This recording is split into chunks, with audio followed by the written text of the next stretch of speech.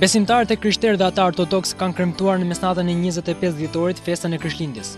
Edhe gjatë ditës së sotme ka krijuar kremtimi i kësaj feste në disa kisha të qytetit. Me dhjetra besimtarë të krishterë kanë ndezur qërinj dhe janë lutur për më shumë mirësi dhe begati.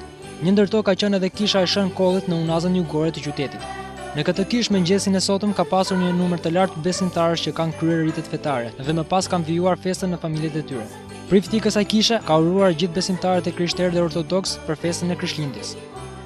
Sot të gjithë e krishterët anë mban botës festojmë lindjen e Zotit tonë Jezu Krisht. Kjo është një ngjarje e përbotshme e cili ndodhi 2000 vjet përpara. Zoti Jezu Krisht erdhi në formë njeriu për të shpëtuar gjendjen njerëzore. Kjo është një rast unikal, shumë i rrallë në botë dhe këto e bën vetëm Perëndia.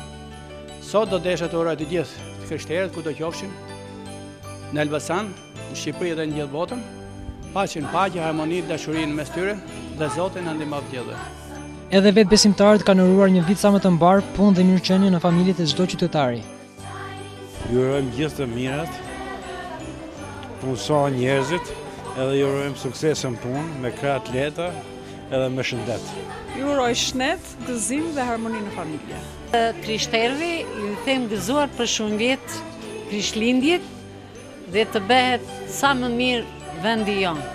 Krishtlindjet janë një ndër festat më të rëndësishme të besimit kristian dhe që lidhet me lindjen e Krishtit. Gëzuar Krishtlindjet!